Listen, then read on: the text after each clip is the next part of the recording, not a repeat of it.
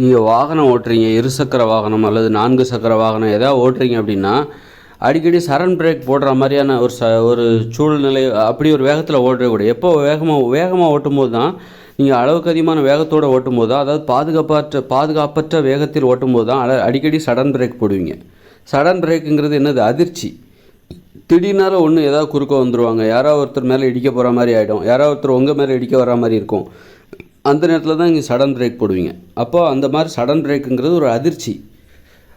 அந்த மாதிரி sudden brake போடுகிற மாதிரி வழக்கம் நீங்கள் வண்டி ஓட்டும் போது அடிக்கடி ஏற்படுகிறது என்றால் கண்டிப்பாக உங்களுக்கு விபத்து ஏற்படும். சடன் பிரேக் ஏற்படுறதுக்கு வாய்ப்பே இருக்கக்கூடாது. அந்த அளவுக்கு நீங்கள் ஒரு பாதுகாப்பான வேகத்தில் போகணும். நான் சடன் பிரேக் போடவே மாட்டேன், அந்த அளவுக்கு என் வேகம் எப்போவுமே நிதானமாக இருக்கும், நான் அவசரப்பட மாட்டேன், வேகமாக போகவே மாட்டேன், அப்போ எனக்கு சடன் பிரேக் போடுறதுக்கு வாய்ப்பே இல்லை. அதனால் நான் சடன் பிரேக்கே போட மாட்டேன். எப்போ சடன் பிரேக் போடுற அளவுக்கு நான் வேகமாக போக மாட்டேன். திடீர்னால ஒரு வேகத்தை அப்போ அது அதிர்ச்சி தான். திடீர்னால ஏதோ ஒன்று குறுக்க வந்துடும். திடீர்னால நீ எதிர்பார்க்காத நேரத்தில் யாராவது மேலே கிட்ட வண்டியை கொண்டு விட வந்துடுவாங்க. உடனே நீ பயந்து போய் டக்குன்னு சடன் பிரேக் போடுவேன். அந்த மாதிரி அந்த திடீர் அதிர்ச்சி, திடீர் சம்பவங்கள் எதுவுமே நடக்கக்கூடாது. ஏன்னா அது அந்த டக்குன்னு சடன் பிரேக் போடலைன்னா பெரிய விபத்தே அங்கே நடந்துடும். அப்போ ஒரு விபத்துக்கான வாய்ப்பு தான் சடன் பிரேக் போடுறதுனால அங்கே தவிர்க்கப்படுகிறது. அதனால் சடன் பிரேக் போடுறதே முதல்ல தவிர்க்கணும். அப்போ தான் விபத்துகளுக்கான அந்த வாய்ப்பு உங்கள் கிட்ட அந்த விபத்து வரலன்னு அர்த்தம். நீங்கள் எப்போ சடன் பிரேக் போடுறீங்களோ அப்போ விபத்து உங்கள் பக்கத்திலே இருக்குது, உங்களை நெருங்கி வந்துருச்சுன்னு அர்த்தம், உங்கள் கிட்ட வந்துருச்சுன்னு அர்த்தம். கிட்ட வந்துட்டு நீங்கள் அந்த விபத்துலேருந்து தப்பிக்கிறீங்க. அப்போ சடன் பிரேக் போட்டு அந்த விபத்துலேருந்து தப்பிக்கிறீங்க.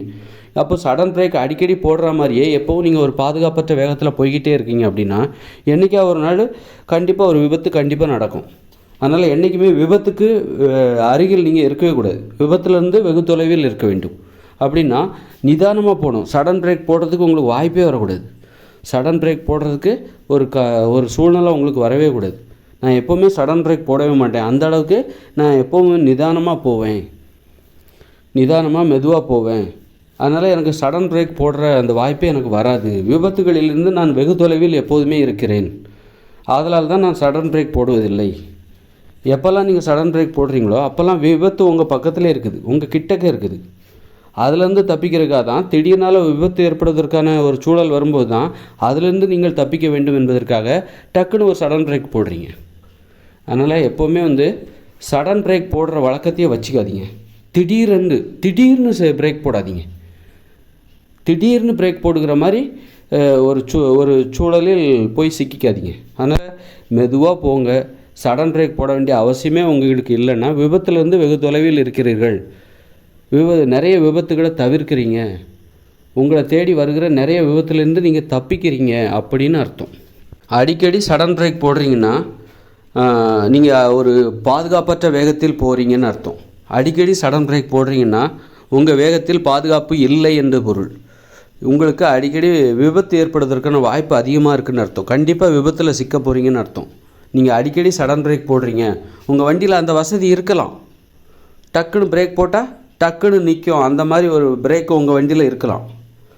ஆனால் அதுக்காகவே நீங்கள் அடிக்கடி சடன் பிரேக் போடுறதுல சடன் பிரேக் போட்டு விபத்திலிருந்து தப்பித்து கொள்ளலாம் என்று நினைத்தீர்கள் என்றால் கண்டிப்பாக ஒரு நாள் நீங்கள் விபத்தில் மாட்டுவீங்க. மாட்டும்போது உங்களுக்கு ஏற்படுகிற சேதம் அது ஈடுகட்ட முடியாத அளவுக்கு பெரிய இழப்பை சந்திப்பீர்கள். அது மரணமாக கூட இருக்கலாம்.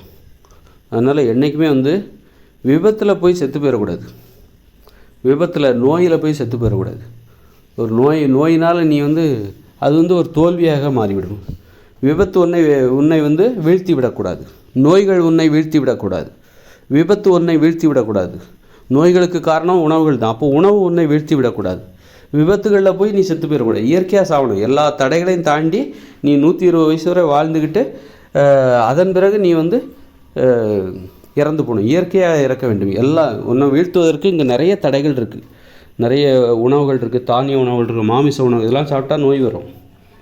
அது மாதிரி விபத்துகளில் மாட்டிட்டா உடனே சாவு. நீ எவ்வளோ தான் ஆரோக்கியமாக இருந்தாலும் விபத்துகளில் மாட்டி ஒரு மோட்டார் வாகன விபத்தில் மாட்டி நீ செத்து போகலாம். உன்னை வீழ்த்துவதற்கும் உன்னை அழிப்பதற்கு உனக்கு மரணத்தை தருவதற்கு இங்கே நிறைய காரணிகள் இருக்குது. இதுலேருந்துலாம் நீ தப்பி இயற்கையாக மரணத்தை அடைய வேண்டும். செயற்கையாக மரணம் அடைந்து விடக்கூடாது. அப்படி வந்து உன்னை வீழ்த்துவதற்கு நிறைய காரணங்கள், அதிலேருந்து தப்பிச்சு போய் நீ எப்படி வந்து வாழ்ந்து கடைசியில் அந்த இயற்கையான மரணம் என்கிற வெற்றி கொடியை நீ நாட்ட வேண்டும். அதுதான் உனது வாழ்க்கையில் அடைகின்ற வெற்றியாக கருதப்படும்.